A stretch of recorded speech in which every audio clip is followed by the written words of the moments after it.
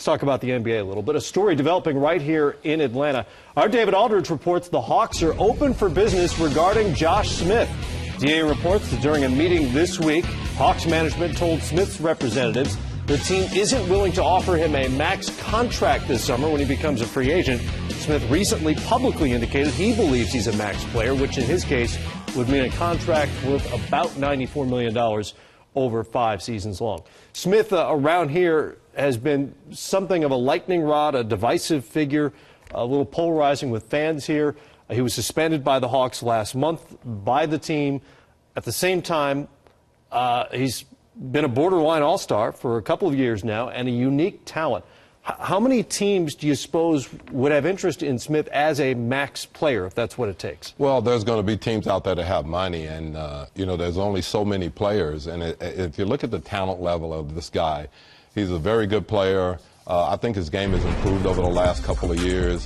I think what he's done is that he's taken some of the long three-point shots and some of the long jump shots out of his game, and he's become much more of a driver. His passing has really gotten better over the years. So I think that there's someone out there that's gonna pay this guy because there's only so many guys, and he's a very talented guy. I agree. I think there'll be enough teams out there that are looking for players such as him. The problem with the max number is that we look at Kevin Durant and we look at LeBron James, right, Kobe, and we say those guys are max players. But those guys are severely underpaid when you look at what they do in their total package. So when you talk about Josh Smith and others wanting max, of course, every player in the NBA thinks that he's a max player. There are a couple of guys on the playground who say, yeah, I'm a max player. I get $94 million. But, trying to compare Josh Smith to LeBron, Durant, you got to take those guys out of the equation. Now, can he fit someplace else and be a max player? Of course. It all depends on what that other team needs. Here in Atlanta, I think the big question is, where do you go from here? If you decide not to max him or you decide not to pay him, then it's a total rebuild. And if it's a total rebuild, then you're saying we're going to go try to find 2 or 3 players who equal the level of talent that Josh Smith was.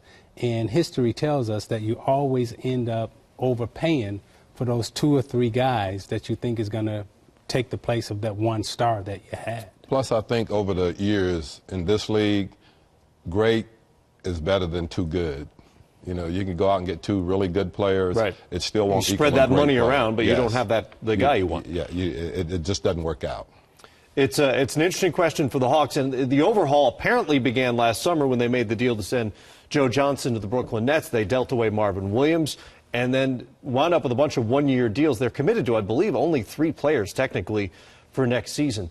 And Smith, for whatever reason, has become, as I said, a divisive figure here in Atlanta. The fans have gotten on him. He's become a symbol of what's been wrong with the Hawks over the last few years, and maybe it's just time for him to get a fresh start somewhere else. It may be. Once the welcome is worn out with the fans and you become the lightning rod, maybe it is time for you to go and play and be someplace else. But this is what I can guarantee is that when this guy leaves, whatever team that he joins, he's going to make a difference with that team, just as he's made a difference here. Atlanta started out, they were, one of the top 2, 3, 4 teams in the East.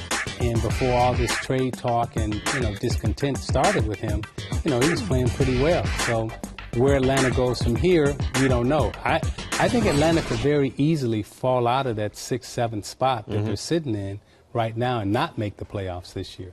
But I think another important part is that, they've had a change in management. And I think you got to look at what they're trying to get done now. What does this management team try to get done? And obviously they got great guys in place. And Danny Ferry is the guy now. Danny Ferry, and I think he really knows what he's doing. So I think you got to figure out exactly what they're trying to get done too, and he may not fit into their plans. Could it be a case of could it be a case of Josh Smith winding up somewhere where maybe he fits in better? Maybe that's an up-tempo team. Atlanta's tried to do that a little bit. Is there a particular style that would suit him best, that would make sense to give him that kind of money?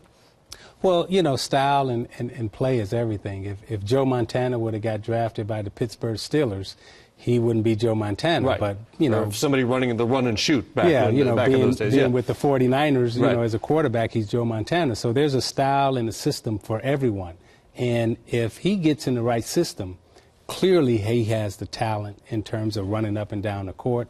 He's a phenomenal shot blocker. He is a game changer. And, you know, Atlanta wouldn't be in the situation that they're in terms of being in the playoffs if he's not on that team. And his game has improved, like I said, over the years. He was close to being an all-star the last 2 years. And, you know, I think it comes to, you know, the point comes now is that does he fit in here with what they're trying to do? And right. I think that's the big thing is that, and obviously right now they don't feel that way. Right, and we're not privy to what that plan is. They don't generally share that sort of stuff with us, which is confounding and frustrating for us, but they don't like to give up that information. Bill Collins had a great quote. You know, he said, you know, cash don't play. You know, you can save all the money you want, but cash doesn't score. That's a great point. Hadn't made a jump shot in 65 years. Yeah. Nope. All right, much more to come here on Game Time, presented by State Farm for a Friday night, including that whole D'Antoni system we've been talking about. We'll go to Alvin Gentry, a man who knows of what he speaks, to explain it.